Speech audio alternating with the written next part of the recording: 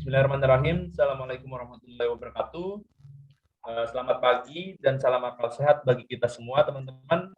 Alhamdulillahirrahmanirrahim. Wassalatu wassalamu ala asrofil anbiya wal mursalin Sayyidina Muhammadin wa ala alihi wa sahbihi ajmain amma ba'du. Pertama-tama yang saya hormati kepada Bapak pengampu mata kuliah Kapital Selekta Administrasi Publik, yang terhormat kepada Bapak Muhammad Ihsana Nur SIP MAP, dan kepada teman-teman kelasnya yang saya cintai dan saya banggakan.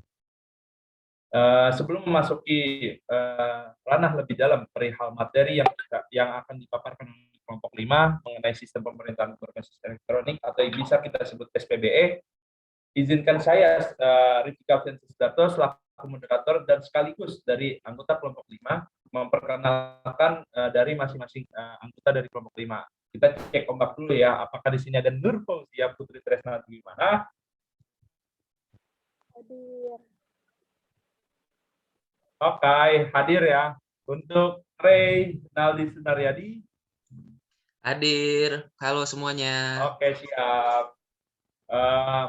Mungkin itu dari salah bentuk anggota dari kelompok 5 untuk mengefektifkan waktu dari pemateri pertama yakni Nur Fauzia Putri Tresna Dwimana, waktu dan tempat saya persilakan.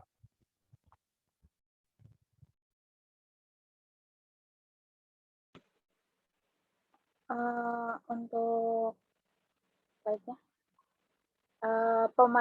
materi yang pertama ya tentang definisi sistem pemerintahan berbasis elektronik atau yang kita singkat sebagai SPBE. SPBE ialah sistem e-government yang mana badan yang mengatur pemerintah dengan menggunakan teknologi informasi dan komunikasi dalam memberikan layanan terhadap pengguna sistem pemerintahan tersebut, yakni masyarakat atau publik. Hal tersebut tertuang dalam Perpres nomor 95 tentang sistem e-government tahun 2018. Revolusi teknologi informasi dan komunikasi TIK ini yang mana menawarkan kesempatan kepada pemerintah untuk lebih berinovasi dalam mengembangkan instrumen nasional dengan melalui penggunaan sistem e-government atau SPBE ini atau lembaga administrasi publik online menyediakan informasi menggunakan TIK yang mana ini memberikan layanan kepada instansi pemerintah, pejabat pemerintah, pengusaha, masyarakat, dan pihak lainnya. SPBE ini memberikan kesempatan untuk pemerintah dalam mempromosikan dan menerapkan layanan secara terbuka, partisipatif, inovatif, dan akuntabel dalam mencapai tujuan bersama melalui peningkatan kolaborasi antara lembaga-lembaga utama pemerintah dalam isu publik dan tujuannya, serta menyediakan akses layanan publik untuk masyarakat umum. Selanjutnya, SPBE juga memiliki tujuan dan sasaran, yakni yang mana tujuannya ada 3. Yang pertama, mewujudkan tata kelola pemerintah yang bersih, efektif, efisien, transparan, dan akuntabel. Yang kedua, mewujudkan pelayanan publik yang berkualitas dan terpercaya. Dan yang ketiga, mewujudkan sistem pemerintah berbasis elektronik yang terpadu.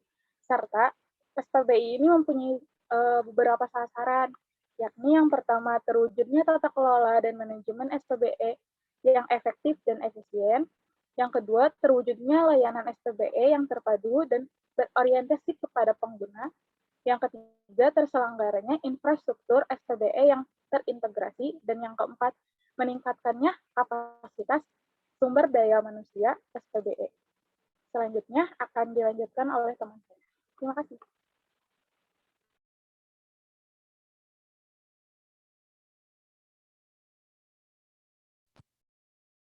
Baik, terima kasih banyak atas materi yang sudah dipaparkan oleh Saudari Nur Fauzia Putri Tresna Dwimana, yang dimana mungkin materi selanjutnya akan aku jelaskan ya mengenai dari perihal. Coba next yang tadi kan tata kelola SPBE kan sudah ya. Nah, mungkin giliran aku teman-teman mengenai layanan teknologi informasi dan komunikasi sistem pemerintahan berbasis elektronik teman-teman bisa melihat bahwasannya di sini ada yang di mana pengembangan layanan SPBE yang berorientasi kepada pengguna SPBE dan membuka ruang partisipasi masyarakat. Nah, yang pertama, kita perlu mengetahui teman-teman, layanan SPBE yang berorientasi kepada pengguna SPBE tersebut akan membuka ruang partisipasi masyarakat yang dilakukan untuk mendorong pemerintah agar dapat hadir dalam melayani masyarakatnya, termasuk masyarakat yang terpencil, kayak model pelosok-pelosok. Nah, itu salah satunya, terluar dan berkebutuhan khusus, serta untuk melibatkan masyarakat dalam perumusan kebijakan publik yang akan memberikan suatu manfaat sebesar-besarnya bagi masyarakat. Lalu yang kedua, teman-teman juga harus perlu mengetahui atas bentuk layanan teknologi informasi dan komunikasi SPBE ini merupakan salah satu bentuk strategi untuk mencapai pengembangan layanan SPBE yang berorientasi kepada pengguna SPBE-nya dan membuka ruang partisipasi masyarakat yang merupakan salah satu bentuk, satu, memastikan kebutuhan pengguna SPBE terhadap layanan SPBE terpenuhinya, dua, membangun portal dari pelayanan publik dan administrasi pemerintahan. Jadi, teman-teman, yang dimaksud dari layanan teknologi informasi dan komunikasi SPBE ini merupakan salah satu bentuk penyelenggaraan atau suatu pengembangan pelayanan yang diberikan oleh pemerintah yang berbasis elektronik khususnya, karena zaman sekarang zaman sudah canggih teman-teman, yang berkaitan tentang SPBE ini lebih dikembangkan atas pelayanannya untuk bermanfaat kepada masyarakat, khususnya gitu teman-teman, khususnya kepada masyarakat yang sudah aku sebutkan, masyarakat terpencil, terluar, dan berkebutuhan khusus serta dan lainnya, agar agar kebutuhan masyarakat tersebut bisa secara efektif dan efisien dalam penggunaan teknologi informasi dan komunikasi. Mungkin next teman-teman.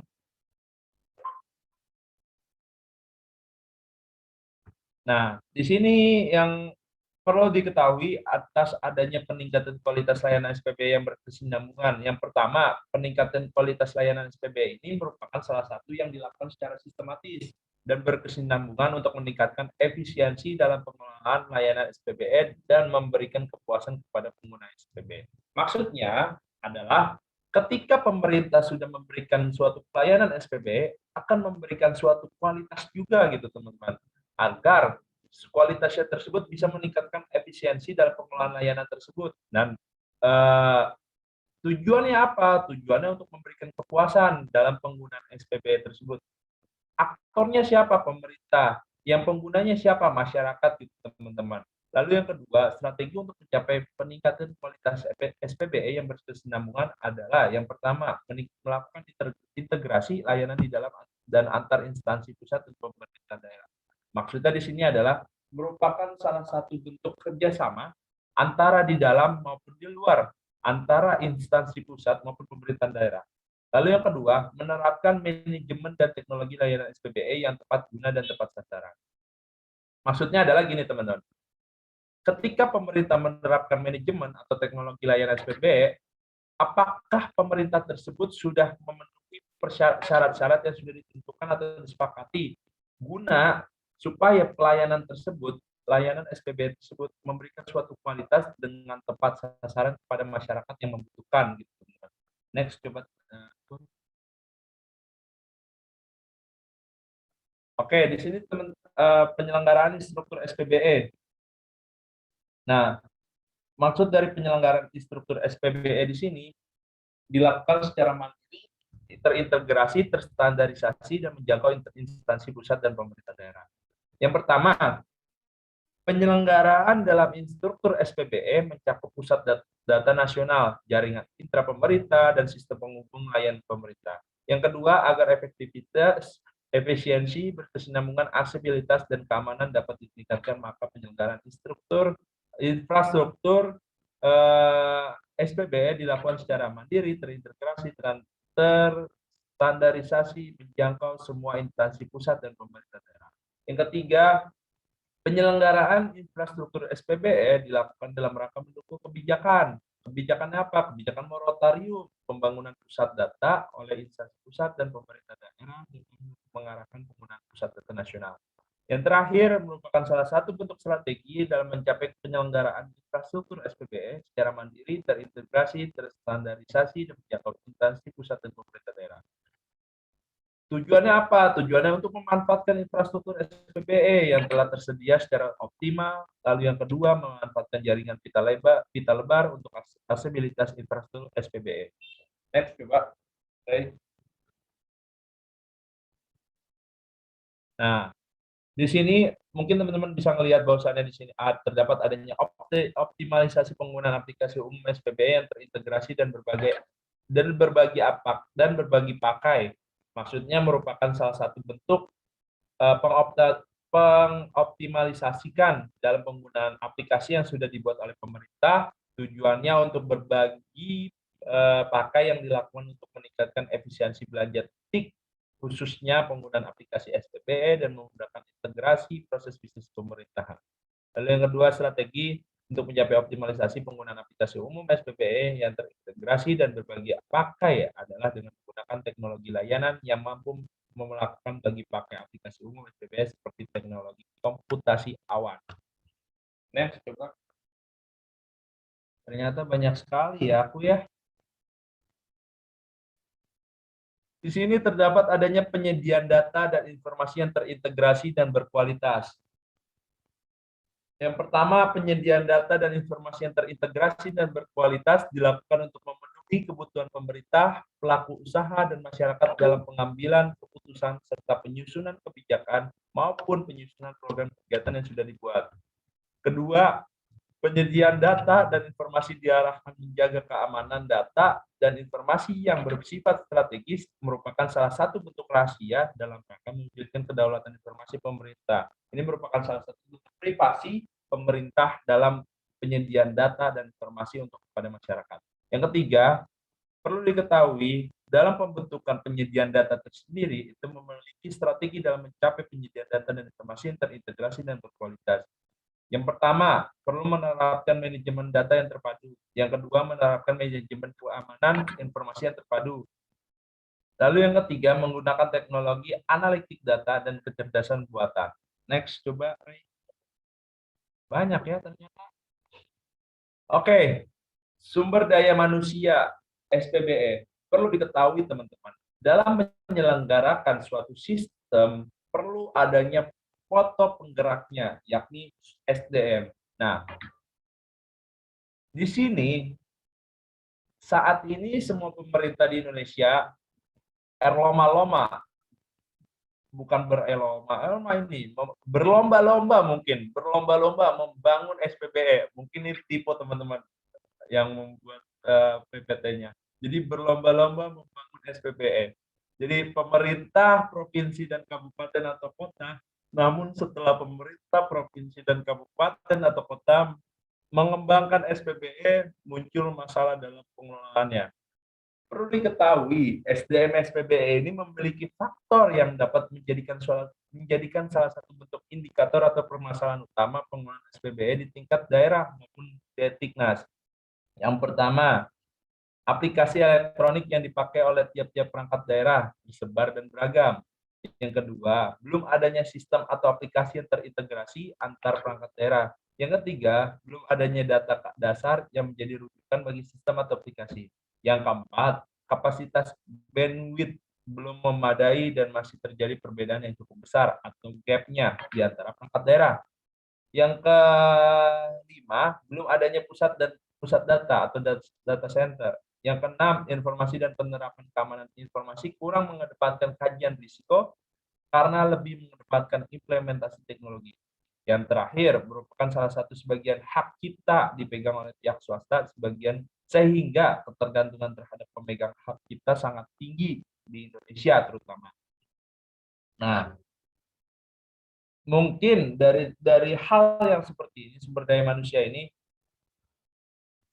merupakan salah satu bentuk permasalahan yang dimana dalam membuat suatu pembangunan perlu adanya pengelolaan SPBE. Nah, perlu diketahui SPBE sekarang dapat kita lihat terdapat adanya kurang efisien dan kurang efektif. Nah, sehingga pemerintah juga harus menjadi bahan PR-nya gitu, agar segera dibenahi. Sebagai SPBE optimal harus menjadi jalan bagi pemerintah untuk memberikan pelayanan yang terbaik kepada masyarakat. Peraturan yang berbeda yang menimbulkan sistem informasi yang berbeda juga yang harus diterapkan oleh instansi pemerintah adalah penyebab masalah di sektor SPBE. Jika terkait dengan faktor kapasitas kelembagaan, perlu juga mengatasi akar permasalahannya, yakni dengan cara merupakan salah satu kurangnya konsistensi lembaga yang menjalankan amanah di sektor SPBE terutama. Terus terdapat juga adalah masalah lain yang juga muncul karena masing-masing satuan kerja atau unit tersebut kemudian mengelola sumber daya manusianya sendiri secara mandiri dan sporadis, sehingga hanya sedikit sumber daya manusia di lingkungan instansi pemerintah yang dapat kualifikasi untuk mengelola berbagai tahapan proses pelaksanaan SPBE. Next, coba. Apakah saya? Oh, ternyata ada saya lagi. Untuk meningkatkan keterpaduan pelaksanaan tata kelola SPBE, perlu diketahui manajemen SPBE dan audit teknologi informasi dan komunikasi serta pemantauan dan evaluasi SPBE nasional dibentuk oleh tim koordinasi SPBE dalam bentuk tingkat nasional tentunya teman-teman. Nah, tim koordinasi SPBE nasional berada di bawah dan bertanggung jawab kepada Presiden. Tim koordinasi SPBE pula mempunyai tugas melakukan koordinasi dan menerapkan kebijakan SPBE pada instansi pusat dan pemerintah daerah. Next. Oke, alhamdulillah. Berarti saya sudah selesai. Baik, mungkin itu penjelasan dari saya. Selanjutnya akan dijelaskan oleh Saudara Reynaldi Sunaryadi mengenai evaluasi dan analisis peraturan perundang-undangan terkait SPB. Waktu dan tempat saya persilakan, Rey. Baik, di sini saya akan menjelaskan mengenai evaluasi dan analisis apa aja mengenai peraturan perundang-undangan yang berhubungan dengan SPBE ya. Nah, dalam membentuk peraturan yang sesuai dengan proses pembentuk peraturan perundang-undangan yang telah ditentukan, di sini itu perlu dilakukan adanya analisis terhadap peraturan perundang-undangan terkait yang menjadi landasan hukum dari peraturan yang akan dibuat. Nah, adapun peraturan-peraturan yang dijadikan landasan hukum dalam pembentukan rancangan peraturan untuk beberapa daerah yang ada di beberapa daerah mengenai SPBE ini adalah sebagai berikut. Nah, yang pertama ini ada analisis dan evaluasi terhadap Undang-Undang Nomor 19 Tahun 2016 mengenai perubahan atas Undang-Undang Nomor 11 Tahun 2008 tentang informasi transaksi elektronik terdahulu. Nah, salah satu yang menjadi latar belakang mengenai terbitnya undang-undang tersebut yaitu menjamin pengakuan serta penghormatan atas hak dan kebebasan orang lain dan untuk memenuhi tuntutan yang adil sesuai dengan pertimbangan keamanan dan ketertiban umum. Dalam suatu masyarakat yang demokratis perlu dilakukan perubahan terhadap Undang-Undang Nomor 11 Tahun 2008 tersebut mengenai informasi dan transaksi elektronik agar terwujudnya keadilan, ketertiban umum, dan kepastian hukum. Nah, undang-undang ini membuat 8 butir materi perubahan terhadap masing-masing pasal dalam Undang-Undang Nomor 11 Tahun 2008 tentang informasi dan transaksi elektronik. Ya, itu ketentuannya sebagai berikut. Yang pertama, perubahan pada pasal 1, di mana di antara angka 6 dan angka 7-nya disisipkan satu angka, yaitu angka 6A. Pasal 1 angka 6A ini menjelaskan atau mendefinisikan penyelenggara sistem elektronik adalah setiap orang, penyelenggara negara, badan usaha, dan masyarakat yang menyediakan, mengelola, dan atau mengoperasikan sistem elektronik, baik itu secara sendiri-sendiri maupun sifatnya bersama-sama kepada pengguna sistem elektronik untuk keperluan dirinya dan atau keperluan pihak lain. Nah, poin kedua yaitu perubahan pada penjelasan ayat 1 dan ayat kedua pasal 5. Selanjutnya yaitu penambahan 3 ayat pada pasal 26 yaitu ayat 3 dan ayat 4 dan ayat 5 di mana pada masing-masing ayat tersebut ditambahkan untuk mengatur mengenai kewajiban terhadap setiap penyelenggara sistem elektronik. Nah, poin selanjutnya yaitu perubahan pada penjelasan ayat 1, ayat 3, dan ayat 4 pasal 27.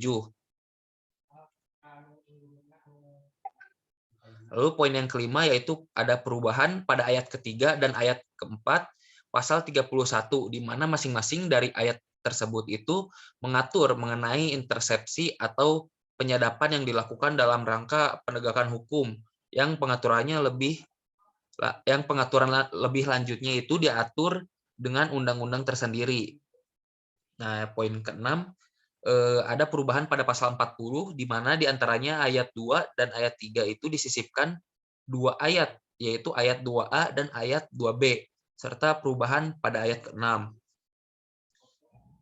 Lalu poin yang ketujuh yaitu perubahan pada ayat 2, ayat 3, ayat 5, ayat 6, ayat 7, dan ayat 8, pasal 43. Nah, serta penyisipan satu ayat di antara ayat 7 dan ayat 8, yaitu ayat 7A. Lalu poin yang terakhir yaitu perubahan terhadap pasal 45 dan penyisipan 2 pasal di antara pasal 45 dan pasal 46, yaitu pasal 45A dan pasal 45B, di mana masing-masing pasal tersebut mengatur mengenai sanksi pidana terhadap pelanggaran terhadap norma kewajiban dan larangan. Lalu yang kedua yaitu ada evaluasi dan analisis terkait Undang-Undang Nomor 23 Tahun 2014 tentang pemerintahan daerah. Nah, sebagaimana yang diamanatkan dalam Undang-Undang Dasar Negara Republik Indonesia tahun 1945, terdapat urusan pemerintahan yang sepenuhnya menjadi kewenangan pemerintahan pusat yang dikenal dengan istilah pemerintahan absolut, dan ada urusan pemerintahan konkuren. Nah, urusan pemerintahan konkuren yang diserahkan ke daerah menjadi dasar pelaksanaan otonomi daerah. Urusan pemerintahan konkuren terdiri atas urusan pemerintahan wajib dan urusan pemerintahan pilihan yang dibagi antara pemerintahan pusat, daerah provinsi, dan daerah kabupaten atau kota. Nah, urusan pemerintahan wajib ini dibagi menjadi urusan pemerintahan wajib yang terkait pelayanan dasar dan urusan pemerintahan wajib yang tidak terkait pelayanan dasar. Nah, komunikasi dan informatika merupakan urusan pemerintahan wajib yang tidak berkaitan atau tidak berhubungan dengan pelayanan dasar. Nah, secara eksplisit, pembagian urusan pemerintahan bidang komunikasi dan informatika tercantum dalam lampiran huruf P yang menjadi kewenangan pemerintahan daerah, kabupaten, atau kota adalah sebagai berikut. Nah, poin yang pertama itu pengelolaan informasi dan komunikasi publik, pemerintah daerah, kabupaten, atau kota. Poin yang kedua, pengelolaan nama domain yang telah ditetapkan oleh pemerintah pusat dan subdomain di lingkup pemerintahan daerah, kabupaten, atau kota. Lalu poin yang terakhir yaitu pengelolaan sistem pemerintahan berbasis elektronik di lingkup pemerintahan daerah, kabupaten, atau kota. Nah, oleh sebab itu, untuk melaksanakan urusan pemerintahan yang menjadi kewenangan daerah, khususnya di bidang komunikasi dan informatika, Bupati dan DPRD selaku penyelenggara pemerintahan daerah membuat peraturan daerah sebagai dasar hukum bagi daerah dalam menyelenggarakan otonomi daerah sesuai dengan kondisi dan aspirasi masyarakat serta kekhasan daerahnya masing-masing. Lalu yang terakhir yaitu ada evaluasi dan analisis terhadap Instruksi Presiden Republik Indonesia Nomor 3 Tahun 2003 tentang kebijakan dan strategi nasional pengembangan sistem pemerintahan berbasis elektronik. Nah, Instruksi Presiden Republik Indonesia Nomor 3 Tahun 2003 tentang kebijakan dan strategi nasional pengembangan sistem pemerintahan berbasis elektronik ini lahir atas dasar kebutuhan dari bangsa Indonesia atas pelayanan publik yang efektif, efisien, transparan, dan akuntabel kepada masyarakat demi terciptanya pelayanan publik yang lebih baik. Nah, hal ini juga didukung dengan kemajuan teknologi komunikasi dan informasi yang sangat pesat hingga saat ini. Ya, adapun langkah-langkah yang akan diambil dalam Instruksi Presiden Nomor 3 Tahun 2003 ini terkait dengan pengelolaan sistem pemerintahan berbasis elektronik, yaitu yang pertama, kementerian yang bertanggung jawab di bidang komunikasi dan informasi berkewajiban untuk mengkoordinasi penyusunan kebijakan, peraturan dan perundang-undangan, standarisasi, dan panduan yang diperlukan untuk melandasi perencanaan dan pelaksanaan pengembangan e-government. Lalu poin yang kedua yaitu kementerian yang bertanggung jawab di bidang pendayagunaan aparatur negara berkewajiban untuk memfasilitasi perencanaan dan perubahan sistem manajemen dan proses kerja instansi pemerintahan pusat dan daerah.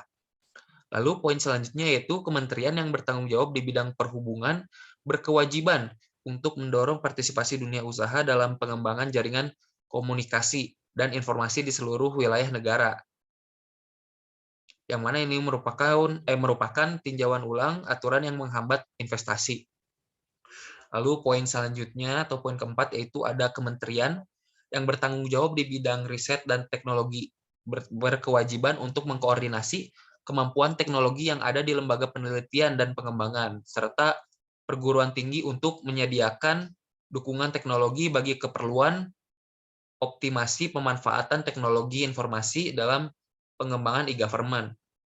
Lalu poin selanjutnya itu ada kementerian yang bertanggung jawab di bidang perencanaan pembangunan nasional dan di bidang keuangan berkewajiban untuk menganalisis kelayakan pembiayaan rencana strategi sistem pemerintahan berbasis elektronik dari masing-masing instansi pemerintahan. Lalu poin yang terakhir yaitu kementerian yang bertanggung jawab di bidang pemerintahan dalam negeri berkewajiban untuk memfasilitasi koordinasi antar pemerintah dan pemerintah daerah otonom.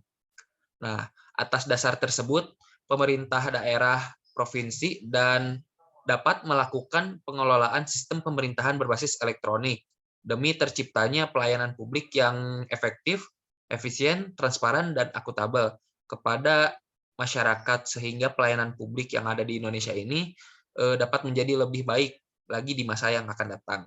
Sekian presentasi dari saya. Terima kasih. Saya kembalikan lagi kepada Kalvi selaku moderator kelompok 5.